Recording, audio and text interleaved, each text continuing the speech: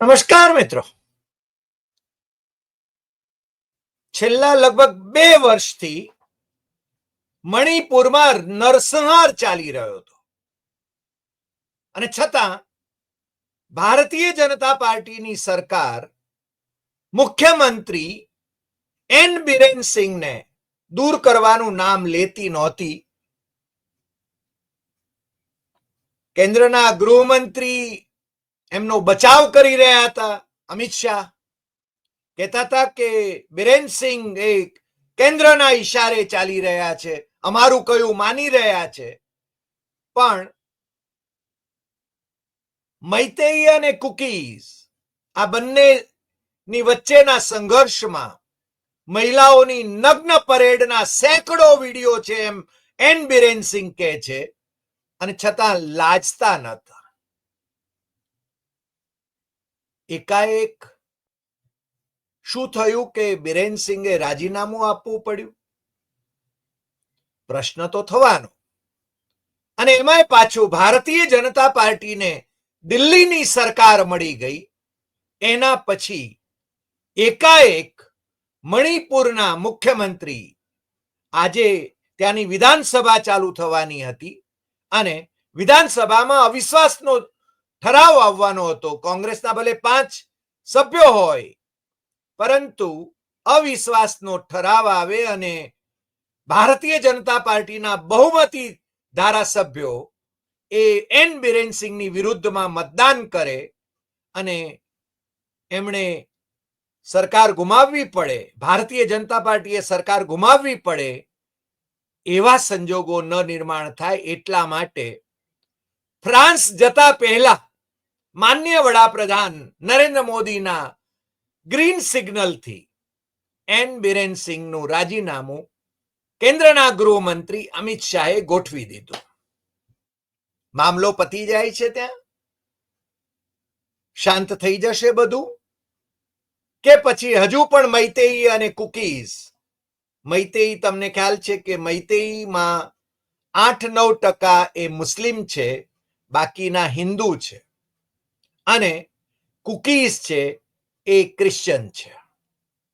અને આ જે સંઘર્ષ ચાલ્યો, લોહિયાળ સંઘર્ષ ચાલ્યો, અને છતાં બેશરમીથી એન બિરેન સિંહ એ સત્તા પર ટકી રહ્યા. 21 મહિનાથી મણિપુર ભડકે બળે છે. ભારતીય જનતા પાર્ટીની માતૃ સંસ્થાના સરસંઘચાલક ડોક્ટર મોહનજી ભાગવતે એકથી વધુ વખત પણ કહ્યું કે મણિપુર ભડકે બળે છે. પણ દિલ્હીમાં કોને પડી હતી? માનનીય વડાપ્રધાન નરેન્દ્ર મોદીની તો તાકાત જ નહોતી કે મણિપુરની મુલાકાતે જાય. એ ઈશાન ભારતના બીજા રાજ્યોની મુલાકાતે જાય, પણ મણિપુરની મુલાકાતે ન જાય. અને હવે એવું શું ગોઠવાઈ ગયું? ગોઠવાઈ તો ગયું જ છે. એન બિરેન સિંહ શરૂઆતના દિવસોમાં એ ભારતીય જનતા પાર્ટીને પણ આંખો કાઢે એમ હતા, અને હવે એમની વિરુદ્ધમાં દિલ્હીએ કદાચ ફાઇલો તૈયાર કરી દીધી છે. એટલે જો એ રાજીનામું ન આપે તો એમને જેલ ભેગા કરવા એનો કારસો ગોઠવાઈ ગયો હોય એવા પણ સંકેતો મળી રહ્યા છે. ઉપરાંત સુપ્રીમ કોર્ટની તપાસ એ પણ ભારતીય જનતા પાર્ટીના મોવડી મંડળ પર દબાણ લાવી રહી છે. અને બેશરમીની હદ તો તમે જુઓ. મણિપુરના ભારતીય જનતા પાર્ટીના અધ્યક્ષા એ શારદા દેવી એમ કહે છે કે મણિપુરમાં એન બિરેન સિંહની સરકારે ટ્રેમેન્ડસ ડેવલપમેન્ટ કામ કર્યું છે 2017 થી માંડીને, અને એ છેલ્લા ઘણા સમયથી જે ચેલેન્જીસ એમની સામે હતી, એટલે એમણે રાજ્યના ભવિષ્ય ને ધ્યાનમાં રાખીને એમણે રાજીનામું આપ્યું છે. તમને ખ્યાલ હશે કે માનનીય વડાપ્રધાન નરેન્દ્ર મોદીએ ગુજરાતના મુખ્યમંત્રી વિજય રૂપાણીના વખાણ કર્યા હતા અને થોડી જ ક્ષણોમાં વિજય રૂપાણીએ રાજભવન જઈને મુખ્યમંત્રી તરીકે રાજીનામું આપી દેવાનું બન્યું હતું, એ તમને યાદ હશે. અને એવું જ કંઈક હરિયાણામાં મનોહરલાલ ખટ્ટરનું બન્યું હતું કે મનોહરલાલ ખટ્ટરની સાથે નીતિન ગડકરી અને માનનીય વડાપ્રધાન એ ત્યાંની વિકાસ યોજનાઓ જોઈ રહ્યા હતા, રાજમાર્ગો જોઈ રહ્યા હતા અને મનોહરલાલ ખટ્ટરનું એમના વખાણ કરી રહ્યા હતા માનનીય વડાપ્રધાન.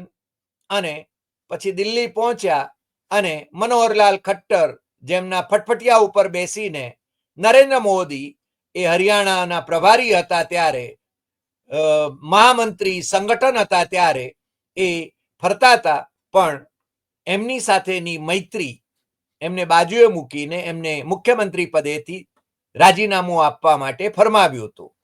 અને એમણે કયા ગરાઓને આગળ કરવાનું પસંદ કાયમ કર્યું છે. એટલે મને બિરેન સિંહના રાજીનામાથી બહુ આશ્ચર્ય થયું નથી, પરંતુ મને એટલી જરૂર ખબર છે, કારણ કે ઈશાન ભારતના રાજ્યોનો મારો અભ્યાસ એમ કહે છે કે શરૂઆતના દિવસોમાં એન બિરેન સિંહને હટાવવાનું ભારતીય જનતા પાર્ટીના મોવડી મંડળ માટે શક્ય નહોતું, કારણ કે આ કોંગ્રેસમાંથી આયાત કરેલા એન બિરેન સિંહ એ ભારતીય જનતા પાર્ટી જો એમને કાઢી મૂકે અથવા હોદ્દા ઉપરથી દૂર કરે તો એ બહુમતી ધારાસભ્યોને લઈને એ બીજાઓનો ટેકો મેળવીને એ ત્યાં ફરીને મુખ્યમંત્રી થાય, એટલે કે ભારતીય જનતા પાર્ટીની સરકાર તો ડૂલ થઈ જાય, પણ એન બિરેન સિંહ ફરીને મુખ્યમંત્રી બની શકે એવી શક્યતાઓ ત્યાં હતી અને મોવડી મંડળને એનો અંદાજ હતો.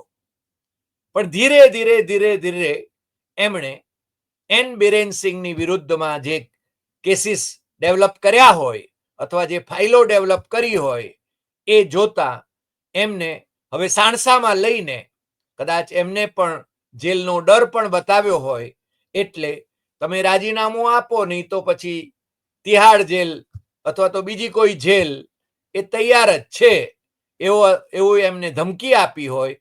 એટલે એમણે રાજ્યના હિતમાં 21 મહિના પછી એમણે રાજીનામું આપ્યું. હવે શું થશે? પ્રશ્નો ઘણા છે. માનનીય વડાપ્રધાન વિદેશ જાય એ પહેલા છે ને આવું કંઈક કરતા જાય છે, કાયમ કરતા જાય છે. એમની યોજનાઓ ગોઠવીને જાય છે, એમના કયા ગરા અમિત શાહને મિશન સોંપીને જાય છે. આ વખતે મણિપુર તો પાછા સંબિત પાત્રાને મોકલાવ્યા છે અને ત્યાંના જે રાજ્યપાલ છે અજય કુમાર ભલ્લા, એમને સંબિત પાત્રા બિરેન સિંહની સાથે જઈને રાજીનામું, મુખ્યમંત્રી પદનું રાજીનામું આપી આવ્યા અને હવે નવા મુખ્યમંત્રી કોઈ તૈયાર થાય છે કે કેમ એ પણ એક પ્રશ્ન છે. અને જો એ ન થાય તો રાષ્ટ્રપતિ શાસન ત્યાં લાગુ કરી શકાય એવું છે. આમે છે ને ભાજપનું શાસન છે, ડબલ એન્જિનની સરકાર હતી, એટલે કેન્દ્રથી જ જે સંચાલિત આખું શાસન હતું, એટલે રાષ્ટ્રપતિ શાસન જેવું જ હતું. નરેન્દ્ર મોદીની સરકારની જ જવાબદારી હતી, અમિત શાહની જ જવાબદારી હતી. અમિત શાહ આંટા મારી આવતા હતા, પણ ત્યાં મામલો થાળે પડતો નહોતો. અને માનનીય વડાપ્રધાનમાં તો હિંમત જ નહોતી મણિપુર જવાની. રાહુલ ગાંધી એ આ અસરગ્રસ્તોની છાવણીઓ મૈતેઈ અને કુકીઝ એ બંને છાવણીઓમાં એ જરૂર ગયા હતા, રિસ્ક લઈને ગયા હતા, એ શાંતિ સ્થાપવાની અપીલ સાથે ગયા હતા. પરંતુ આ છેલ્લા 21 મહિનાથી જે દાવાનળ ત્યાં સળગતો હતો એ દાવાનળ શાંત થયો નહોતો. અને અત્યારે તો ત્યાં ઈશાન ભારતના બીજા રાજ્યોની અંદર પણ જરા ઉહાપો મચી રહ્યો છે. અત્યારની મણિપુરની વિધાનસભાની 60 સભ્યોની એ વિધાનસભા છે, એની સ્થિતિ જોઈએ તો ત્યાં ભારતીય જનતા પાર્ટીના ધારાસભ્યોની સંખ્યા 32 છે, પણ એમાં મોટા ભાગના ઉધારીના છે. જે રીતે અરુણાચલ પ્રદેશમાં ઉધારીના છે, આખી ને આખી સરકાર એ ઉધારીની છે. જે રીતે બીજી જગ્યાએ આસામની અંદર પણ ઉધારીના કોંગ્રેસી મુખ્યમંત્રી છે ભારતીય જનતા પાર્ટીના. એ રીતે ત્યાં ચારેય મુખ્યમંત્રીઓ જે ભારતીય જનતા પાર્ટીના હતા, એટલે હવે તો આ છે, હજુ તો નવા મુખ્યમંત્રી થાય છે કે રાષ્ટ્રપતિ શાસન લદાય છે ત્યાં સુધી જોવાનું છે.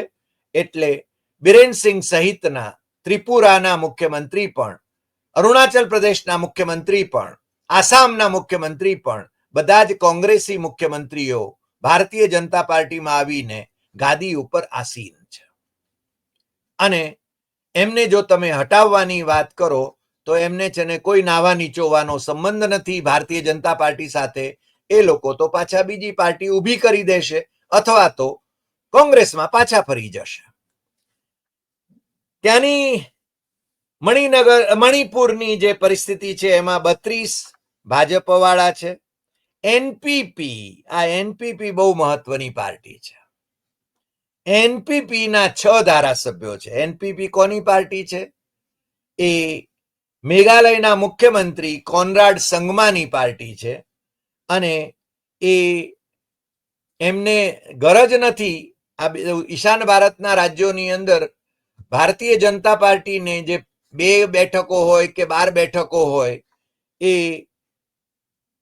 ત્યાં આગળ કેન્દ્રમાં ભારતીય જનતા પાર્ટીના નેતાઓ સત્તામાં બેઠા છે એટલે એની સાથે સંબંધ જાળવવા માટે એ એમને સાથે રાખે છે. એટલે એમની મિશ્ર સરકાર કહી શકાય. પણ કોનરાડ સંગમાની એનપીપી એના 6 સભ્યો છે. અને તમને નવાઈ લાગશે કે નાગાલેન્ડમાં એનપીપીના 5 ધારાસભ્યો છે, પરંતુ એનપીપીના મોટા ભાગના નેતાઓ એ છે ને પાછા કોંગ્રેસમાં પાછા ફરી ગયા છે. ક્યાં? નાગાલેન્ડની વાત કરું છું. અને ત્યાં એ પણ સમાચાર તાજા જ આવ્યા છે. ત્રિપુરામાં કોંગ્રેસ અને લેફ્ટનું જે મહાગઠબંધન હતું એમાં કોંગ્રેસે છેડો ફાડી નાખ્યો છે. અને ત્રિપુરામાં એ કોંગ્રેસ પોતાની મેળે લડશે એવું માને છે. મને લાગે છે કે દિલ્હીની ચૂંટણી પછી રાહુલ ગાંધીએ કદાચ એવો નિર્ણય કર્યો લાગે છે, અથવા તો એમના મોવડી મંડળે એવો નિર્ણય કર્યો લાગે છે કે કોંગ્રેસે એકલા લડવું જોઈએ. એમની સાથે ઇન્ડિયા બ્લોક એ આવે તો ઠીક, ના આવે તો ઠીક. જેમ કે દિલ્હીના પરિણામો પછી અખિલેશ યાદવ અને મમતા બેનર્જી એમણે પણ ઇન્ડિયા ગઠબંધનમાં રહેવા માટેની પાછી તૈયારી રાખી દીધી છે, તે જાહેર કરી દીધી છે. પરંતુ કોંગ્રેસે બંગાળમાં એમ કે ભાગ નહીં પડાવવો જોઈએ. પણ કોંગ્રેસે ક્યાં કહ્યું છે કે ભાઈ તમારામાં અમે ભાગ પડાવીશું કે નહીં પડાવીએ? કોંગ્રેસ તો ગજગામી રીતે ચાલે છે, ભલે એને 0 બેઠક મળે તો પણ મને એવું લાગે છે કે દિલ્હીના પરિણામો જોઈને અથવા દિલ્હીનો માહોલ જોઈને કેજરીવાલે જે રીતે હરિયાણામાં કોંગ્રેસને ખતમ કરવા માટે અને ભારતીય જનતા પાર્ટીને સાથે મેળ રાખવા માટે અને ગુજરાતમાં જે રીતે કોંગ્રેસની વોટ બેંક ખતમ કરીને પોતે છે ને ભારતીય જનતા પાર્ટીને મદદ કરવા માટે જે રીતે ખેલ પાડ્યો હતો, એ હવે કોંગ્રેસનું મોવડી મંડળ સમજી ગયું છે. અને ઈશાન ભારતમાં એની ખૂબ અસર થઈ રહી છે અત્યારે. તો એમાં 2 બાબતો છે. કારણ કે ભારતીય જનતા પાર્ટી હિન્દુ રાષ્ટ્ર તરફ આગળ વધી રહી છે અને ઈશાન ભારતના રાજ્યો એ ખ્રિસ્તી બહુલ રાજ્યો છે. તમે અમુક એકાદ 2 ને છોડી દો તો. એટલે ત્યાં છે ને ખ્રિસ્તી મિશનરી અને ખ્રિસ્તી સમાજ એને નારાજ કરીને ચાલે એમ નથી. બીજું એક મહત્વનું કારણ જે અમને જણાય છે એ છે કે માનનીય વડાપ્રધાન નરેન્દ્ર મોદી એ અત્યારે તો ફ્રાન્સ ગયા છે એઆઈની કોન્ફરન્સમાં, અને ત્યાંના પ્રેસિડેન્ટ મેક્રોન સાથે ઈલું પણ કરશે. પરંતુ એ જ્યારે ટ્રમ્પભાઈને મળવા જાય છે 13મી તારીખે એમને મળવાની વાત છે. હજુ વ્હાઇટ હાઉસની ઓફિશિયલી એવી કોઈ જાહેરાત થઈ નથી કે 13મી તારીખે એમને મળશે.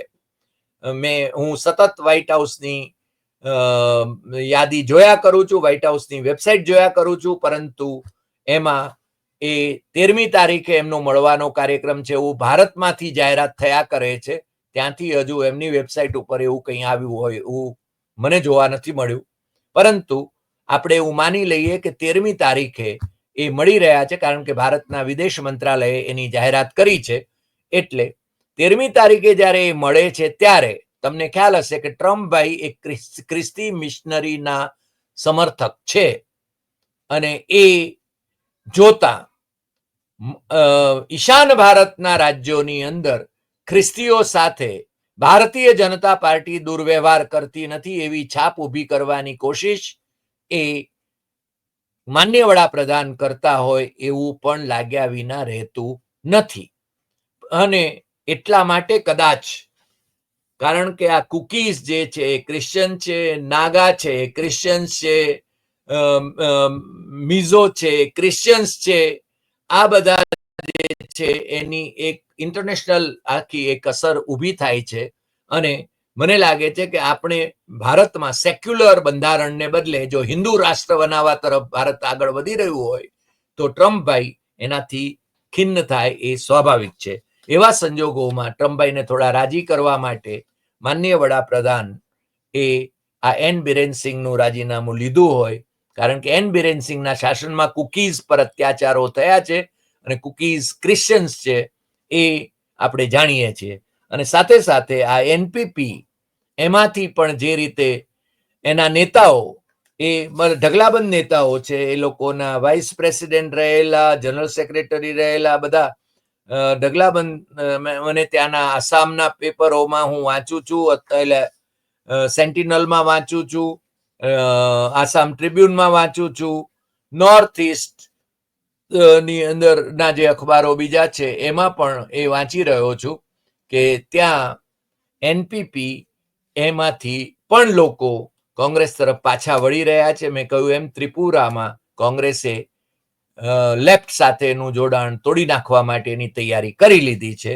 એટલે મને એવું લાગે છે કે રાહુલ ગાંધીએ બહુ સંકલ્પ કરી લીધો લાગે છે કે એકલા જવાનો અને એમાં જે બેઠકો મળે અથવા તો શૂન્ય બેઠક મળે પણ પોતાનો અવાજ રજૂ કરવાનો, એ બાબત પણ છે ને બહુ સ્પષ્ટપણે એમણે નિર્ણય કર્યો હોય એવું લાગ્યા વિના રહેતું નથી. હવે આવતા દિવસોમાં મણિપુરમાં શું થાય છે એના તરફ આપણી નજર તો રહેવાની છે, કારણ કે મણિપુરમાં અત્યારે કોઈ સર્વાનુમત કોઈ નેતા એવો ઊભો એવો છે ને ચૂંટી શકાય અને ભારતીય જનતા પાર્ટીની સરકારને બચાવી શકાય એવા સંજોગો તો નથી. છતાં કઈ રીતે, કારણ કે અમિત શાહ છે ને એમાં બહુ સક્રિયપણે ભાગ લઈ રહ્યા છે અને આ એમએલએઝની સાથે સમજાવટની વાત કરી રહ્યા છે. એટલે એ કોઈ નેતા જો મુખ્યમંત્રી પદ માટેનો તૈયાર ન થાય તો ત્યાં રાષ્ટ્રપતિ શાસન લાદવામાં આવે એવી એક શક્યતા પણ વ્યક્ત કરાઈ રહી છે. જો કે આવતા દિવસોમાં એ સ્પષ્ટ થઈ જશે. આજે આટલી વાત. ફરી મળીશું નવા એપિસોડમાં નવા વિષય સાથે. તમને જો આ એપિસોડ ગમ્યો હોય તો સૌથી વધુ શેર કરશો, લાઈક કરશો, કમેન્ટ કરશો, અને આપણી યુટ્યુબ ચેનલ ડોક્ટર હરિદેસાઈ સત્યમ એવમ તથ્યમ સબસ્ક્રાઇબ કરવા માટે મિત્રોને દેશમાં અને વિદેશમાં જરૂર જણાવશો. નમસ્કાર.